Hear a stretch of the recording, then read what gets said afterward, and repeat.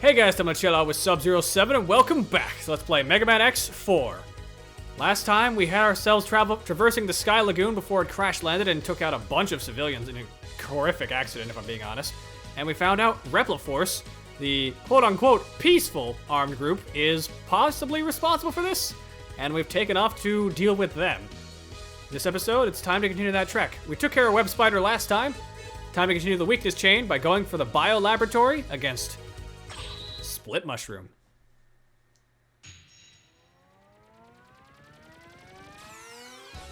He occupies the laboratory and will attack whoever visits there. This is a weird Maverick. Like, we've had some plant-based Mavericks across the series. I think Mushroom's a good one, but it's still weird. Anyway, we got a stair climb to do here. This is a really weird optical illusion effect. I kind of like it. But for the most part, we're just running and slashing things. Shield robots like those you can't really do anything about. But also, let's talk about that special weapon that we picked up last time, Raijin Geki. The special attack button, or the special move button, is X. Press X on the ground and he will fire a beam of electricity forward. Might not seem like much, but that thing can shred people's health bars when it hits them correctly. For now, we teleport, and we wind up in this weird section. We're in the Bio Laboratory, so there is some plant life growing in this place, including a lot of moss on the ceiling. That's kind of weird. Got a weird drop here that we got to deal with, but nothing we can't handle. And now we got an upward climb with some ladybug robots and robot flowers. For the most part, I don't think X4 is a particularly challenging game. Like, I'm going to state that a couple times across this playthrough. There are still some moments that are tough because it's Mega Man. It's not always going to be a complete cakewalk. But this is one of the easier X games, I would say, overall. Mainly because Zero and X have a lot of moves at their toolkit, and the actual game itself doesn't ask for much. Plus, a lot of enemies die really fast, as things like the Z-Saber. And as you saw from my kind of weird use of it last time, we are going to be showcasing both X and Zero throughout this game, because there are some differences between them that I think are interesting to showcase. It's mostly in the story aspects of how they're different, but I think the gameplay is also quite interesting as well. For now, we drop down and head this way, because I believe we have ourselves a mini-boss.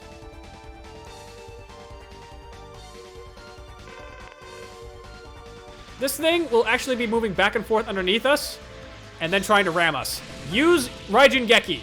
It absolutely shreds this dude's health bar. Because there is no pause buffering for invincibility frames on this thing. It doesn't get mercy invincibility when it's hit by this. It is disgustingly powerful. So you can just eviscerate his health like this, and he will die in 3 cycles. Extremely effective, and that's Area 1. But now we're in Area 2, where the stairs are purple, which apparently means they're different. We got these spike balls, nothing we can't really handle because, again, Zero's a badass. Enemy projectiles can also kind of be deflected to a degree, certain projectiles at least. Once we get a certain upgrade, we'll actually be able to just straight up destroy them, which is quite useful. Though shield enemies are still a problem for us for now. Let's just keep moving. Head up this way.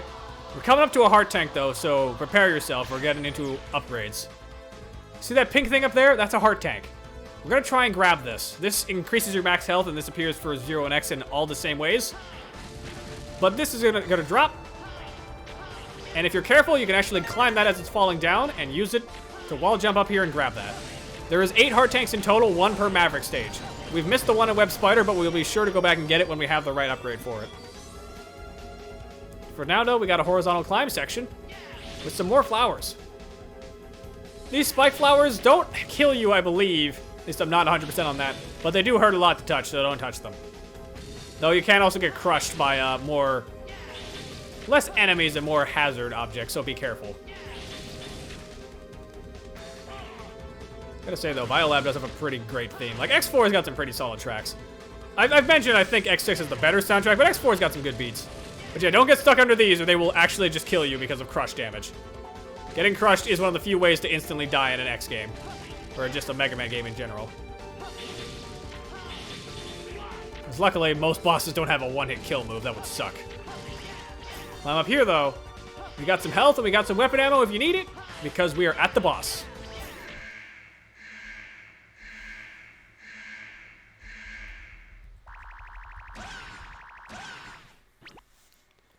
don't know why he does so many spins. You made it this far. I'm impressed. You interested in a real challenge? Who's your commanding officer? Never mind that. It's time to fight! Split Mushroom has a few tactics he will use against you. He will summon doppelgangers of himself, but these things are weak to Raijin Geki.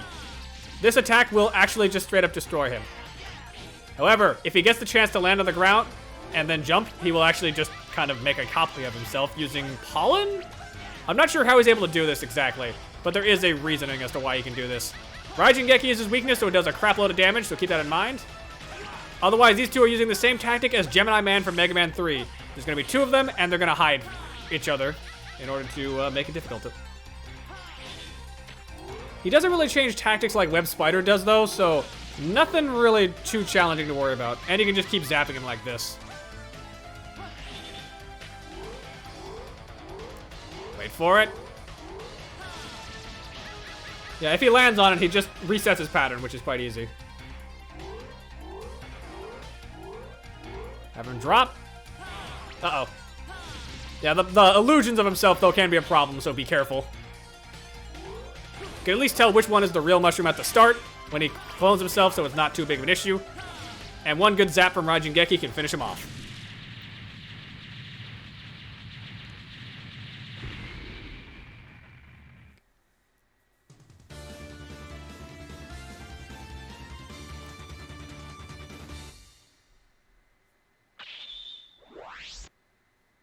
Easy enough. Oh, that's how you say that. So this is Kuenbu. With this correct timing, higher and further jumps are possible while airborne, aka this is a double jump.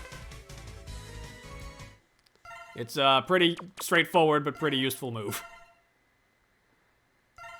However, it also gives you an air attack. It changes your air slash into something a bit stronger.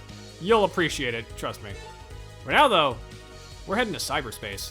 Things are about to take a turn for the interesting. Interesting thing to note about Zero is that he doesn't necessarily have a crippling weakness for every Maverick. Case in point, he lives in cyberspace and wants to destroy the network system. Cyber Peacock. This guy, we don't have a normal weakness for as Zero. Don't mind that record scratch having a seizure. That's fine. But this is cyberspace. This is actually kind of using a lot of Mega Man materials. This is sort of a timed mission of sorts. We got 3 segments to it. And air slashing now becomes a spin attack, which is extremely powerful.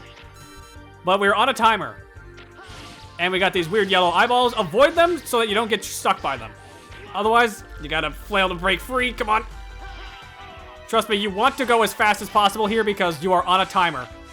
And if you miss out, you will be ranked down. God damn it. Just like that.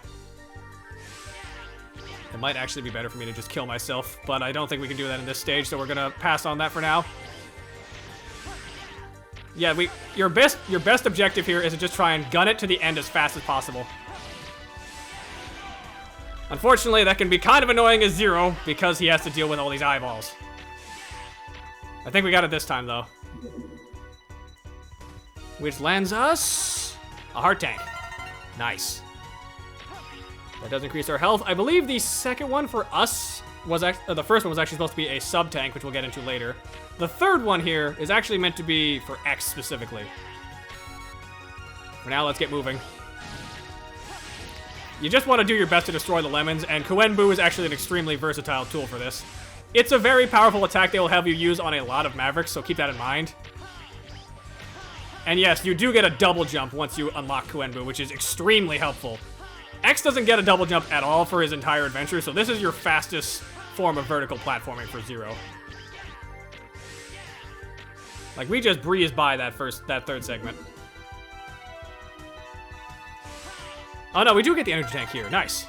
Okay, I was afraid we'd missed something, but looks like Zero didn't have to worry about that here. Unless we make it to Area 2.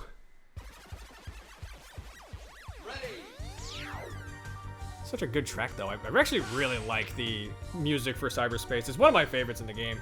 Anyways, we got some buttons. What does these buttons do? Flip gravity. Kind of. It flips the entire stage, which is a bit odd, but nothing you can't handle. Also, these triangles always try to home in on you, but a good slash will destroy them. We're gonna be doing a few flipping puzzles, but you don't gotta worry about changing it too much at least. Ow. Now, we could be dealing with those balls falling down, or we could do it this way and fall with them to avoid getting crushed. It's an easier way to deal with that. And I believe... yeah, we just want to keep moving straight so that we have that ball destroy that barrier. And now we got to guide this ball this way, so that it falls down a certain trajectory, and then we can have it drop through.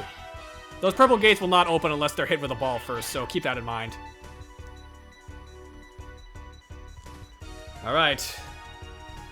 This is where things can get interesting, though, because as I mentioned, we don't have a normal crippling weakness for Cyber Peacock. Kuenbu is technically his weakness, but he won't get staggered from it. So you really got to be careful with this guy.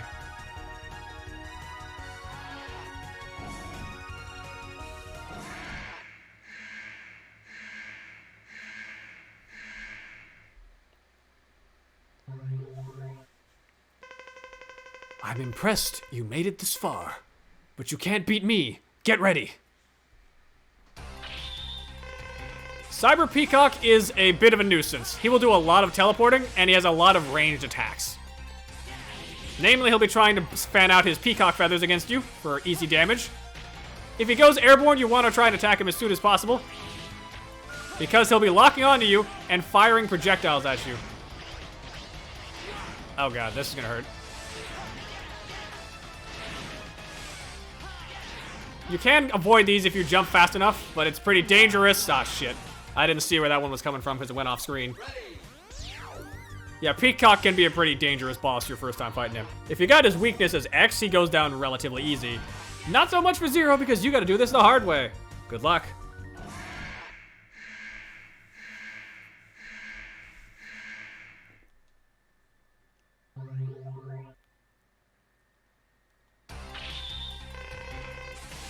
I do kind of like Peacock's look, but that doesn't mean he's necessarily an easy boss. He can also do that upward attack, which is a bit annoying. You can't just stay above him or else he'll just do easy damage to you. Plus, he can appear where you're standing, which is rather annoying for damage output. Ow. Like, this is what he normally does. I'm surprised he was doing the Peacock fan-out attack earlier.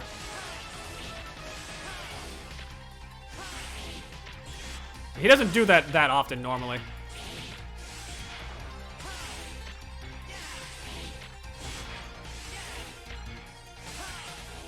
Ow. I can't believe I missed that one.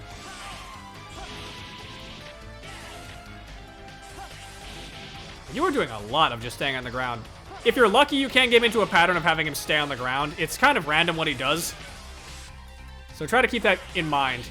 It's hard to tell what he'll do at times. Unless he's airborne, in which case you know exactly what's coming. Okay, seriously? You fired that straight in front of you? Ah, god damn it.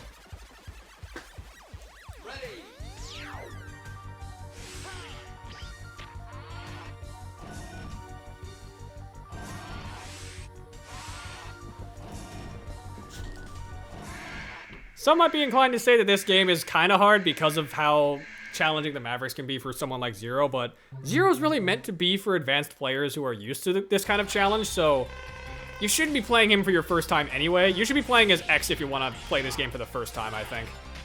It's just an easier journey with X. That being said, that doesn't mean there aren't still easy ways to deal with bosses. You just gotta know how to. And also not get tapped by them by contact damage. Stupid Peacock. Okay, this is just not good. This is a bad run.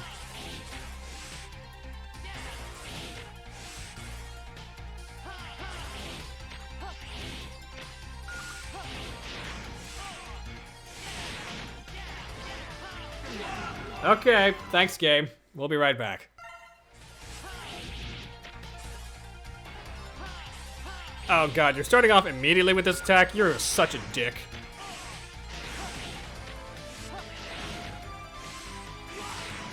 The reason why I don't enjoy this attack in particular, it deals so much damage. Though there are ways to deal with it, mainly just dashing like crazy. And he does leave himself wide open when he does it, I suppose, so it does help in that regard. You just really gotta keep an eye out for where he's moving.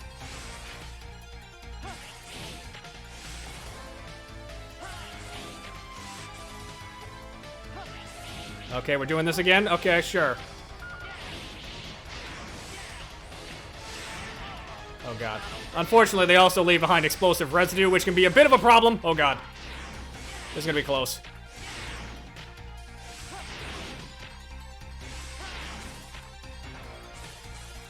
Okay, we're almost even on health. You gotta be kidding me. It's really bad if he appears there, because if he does the fan-out attack, it's nearly impossible to avoid.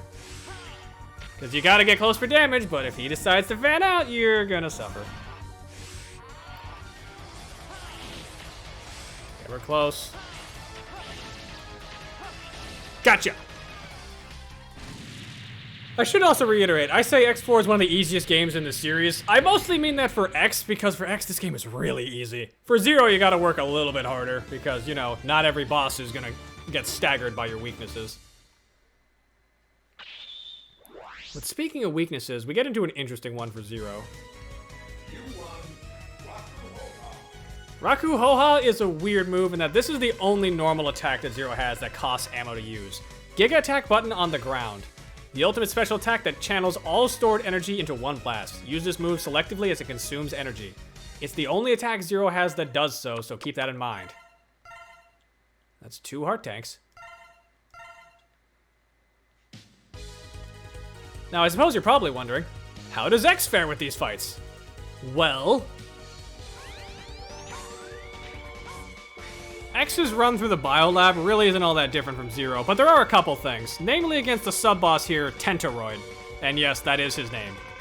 Kind of concerning given that it's not a tentacle monster, but whatever. What you want to do here, lure it, and don't bother using that. You just want to use your X-Buster. You can actually just mash the heck out of this thing and it'll do most of your work for you. We might be cutting this a little bit close. So we're gonna go up high. Gotcha. Yeah, you can't really cheese it as much as Zero can with Raijin Geki because Thunder Web doesn't work on that. That being said, X can still relatively easily get himself that heart tank as well. Even if you mess up with X and miss the platform, you at least have the Thunder Web as a wall to jump off of for it, so there is an easy out for you in case you miss. Like, honestly, it's kind of impressive because X is actually very forgiving in that regard. So yeah, we're gonna try and get this. There we go. Easy enough. And in the event you miss that, you can always just use the Thunder Web instead. But as for Split Mushroom himself, if I'm gonna be honest, I think the Web Spider weapon kind of obliterates Split Mushroom with X. Why exactly? Well, I mentioned that X has an easier time with bosses. You'll see in a second why. Are you X? I'm under orders to exterminate you. What? Whose orders? Also, he said who is orders, not whose orders. Idiot. And Mushroom says, take a wild guess. If you look closely, a certain someone's insignia is on Mushroom, actually. So yeah, Thunderweb completely destroys any chance of Split Mushroom being hard. He suffers from Spark Mandrill Syndrome. There is no reason to try if you have this weapon and it is fully charged. You will win every time. Just stand in the center, aim where he's facing, and fire. And eventually he will die. With the Buster instead, like just going after this guy first, he's a bit more of a challenge, but Split Mushroom's not that hard otherwise.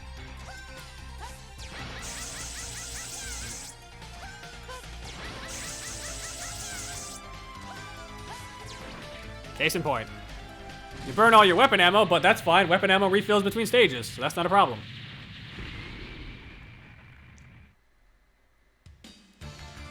And we're forcibly turned back to regular X, just in time.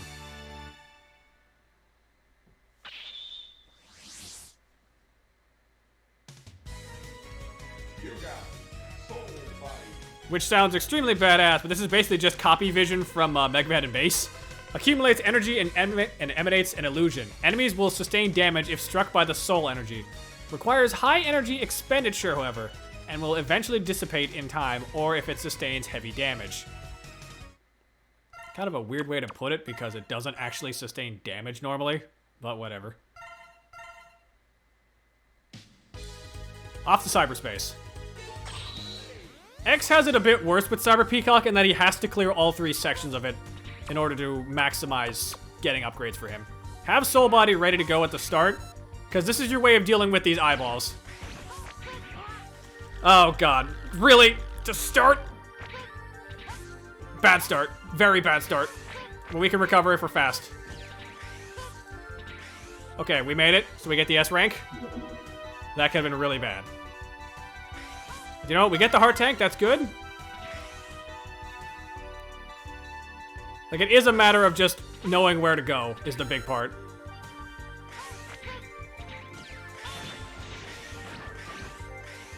Like, I will make the argument of, just so long as you know your route, you will be fine for this stage. It's just, that can be kind of challenging.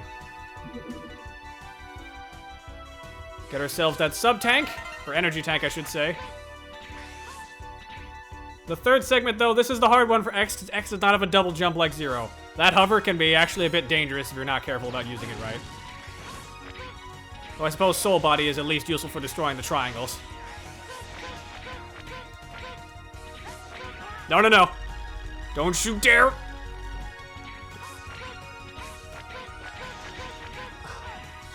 No, get off.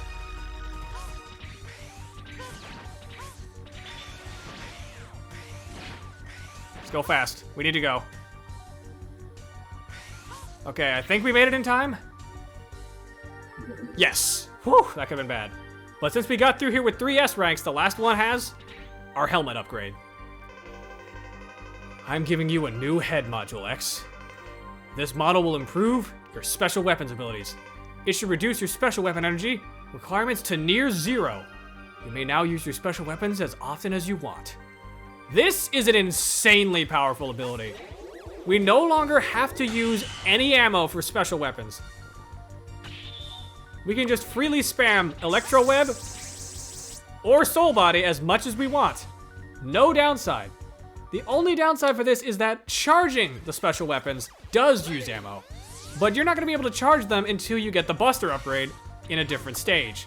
So for now, this thing is extremely powerful. X4 armor is best armor as far as I'm concerned because of that ability alone. Like, I know the Falcon armor in X5 is extremely broken as well, but man, X4's armor is pretty great too. As you're probably expecting as well, since we now have literally unlimited special weapon energy, bosses become kind of a joke for X. Most of them are kind of pathetic. His potential is limitless? Not possible. Who are you? Why are you doing this to me? I was ordered to test your abilities. It's quite simple. What? Prepare yourself. Allow me to demonstrate just how bust-ass X can now be against Cyber Peacock. Soul Body is now unlimited, so he doesn't stand a chance. He can't even interrupt you by going up to the air. You will always stagger him doing this. He doesn't technically have invincibility frames, but he also just kind of disappears, so I guess that counts as his invincibility frames. Yeah, with X, this fight is a joke.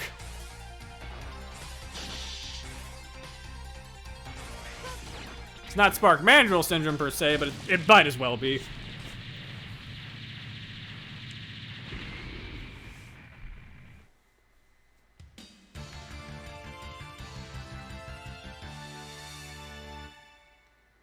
Easy peasy.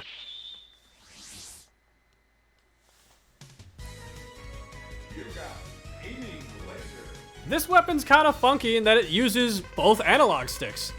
Move the cursor to lock onto enemies. Attacks the enemies with the aiming laser. Yeah, you use your right analog stick to aim this laser and it actually fires at whatever it targets. Kinda neat. There's our first sub-tank. And we got the helmet upgrade. But that's all on our end. Back to you, Zero Me. Good job, X-Me. But for now, I think that's going to do it for us. Next time on Let's Play X4, we're going back. No, we're not. Why did I say going back? we're going off to fight the next of the weakness chain, which sends us to the Air Force for Storm Owl. Till next time, ice out.